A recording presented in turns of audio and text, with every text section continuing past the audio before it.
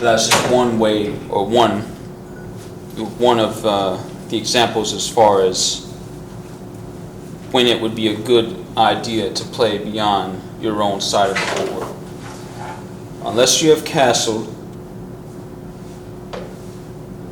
do not allow your opponent to open a file on your king.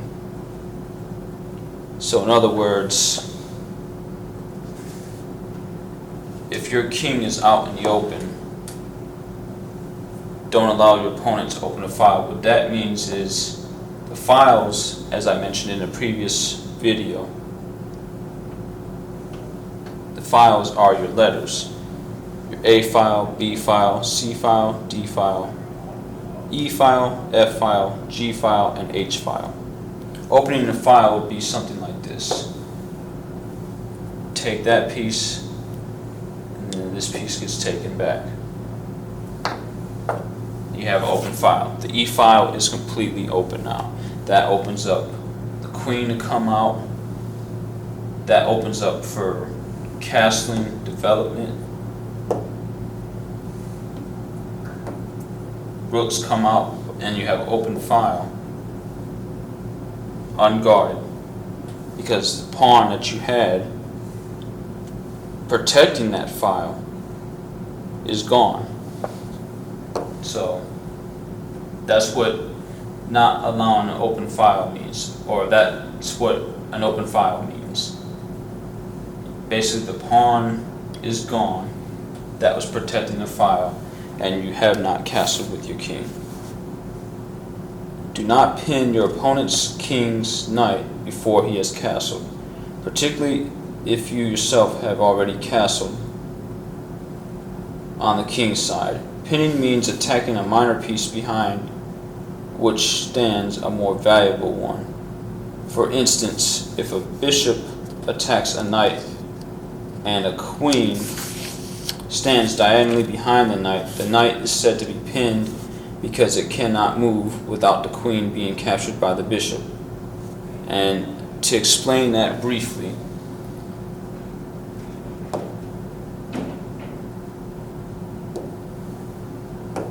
or to demonstrate rather, that is what this means. The knight is pinned because it is protecting the queen. So, and the queen is standing diagonally behind the knight. And that goes for your pieces as well. So, if you have a knight,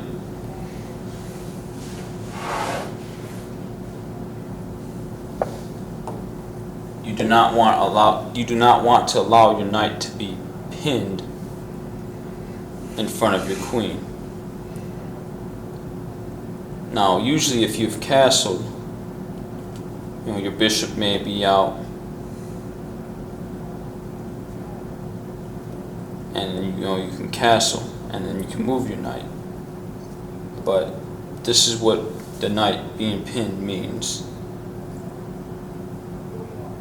A rook can, if protected, pin a queen which stands in front of a king, and a queen can pin a knight which stands in front of a king, either directly or diagonally.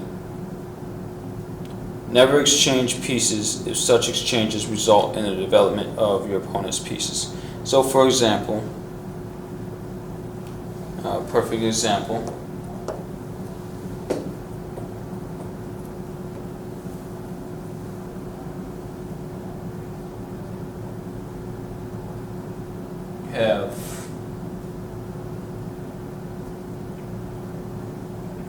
you have the movements here.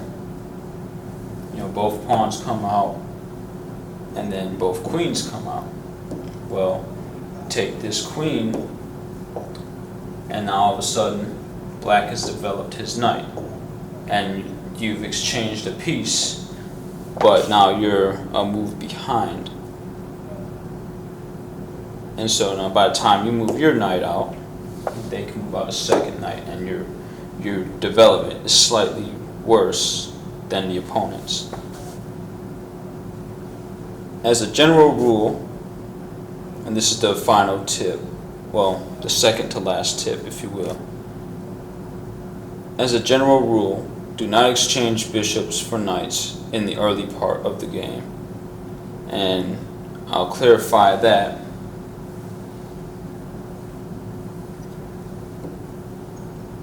by saying you don't want to exchange a bishop for a knight in the early part of the game. This is still the early part of the game. This is the opening stage of the game.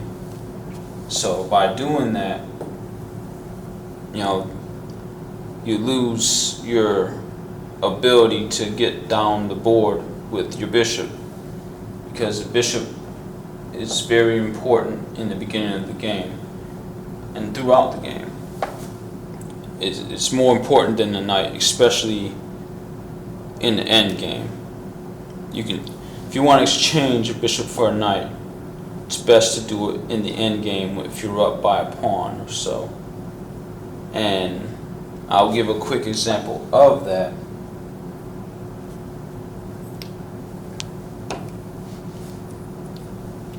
Of when you want to actually exchange a bishop for a knight.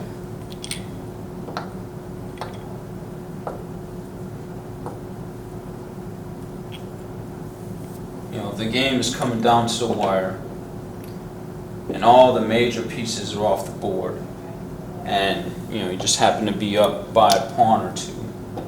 Let's just say you're up one pawn.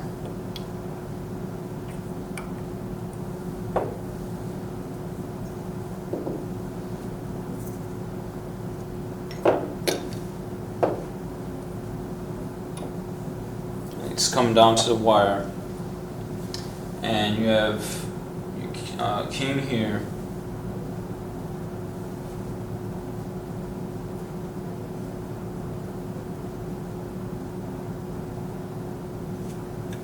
Let's just say you have your pawns advancing up the board.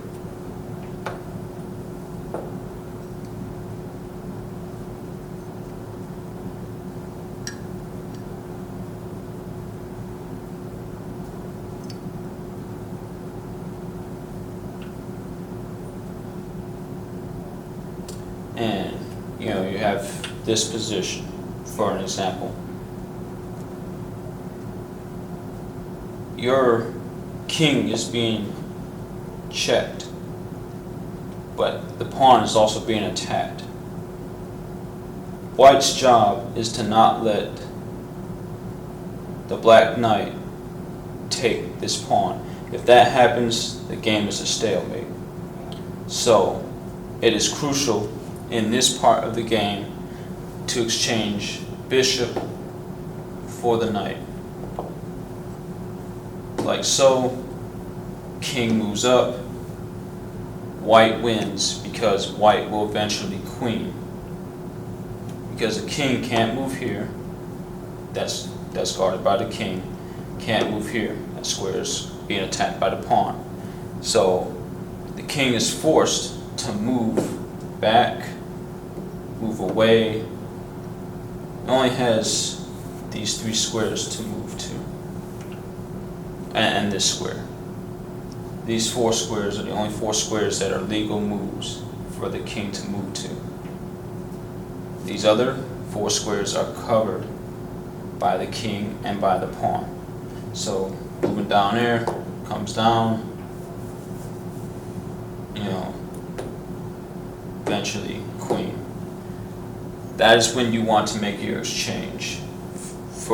That's when you want to exchange your bishop, or that's when you want to exchange a bishop for a knight in the end game when it matters the most. So the last general rule in the opening is to study your opponent's weak spots. Study the weak spots in your opponent's game and build up your attack accordingly. Want to make sure that you don't attack too early. And that concludes the tips and openings. Thank you for listening and watching the demonstration. Don't forget to hit that subscribe button below. I will see you in the next video.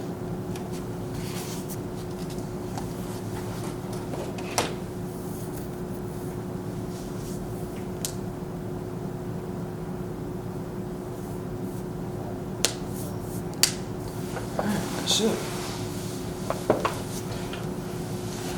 it. That's it. So I'm just gonna have to edit that.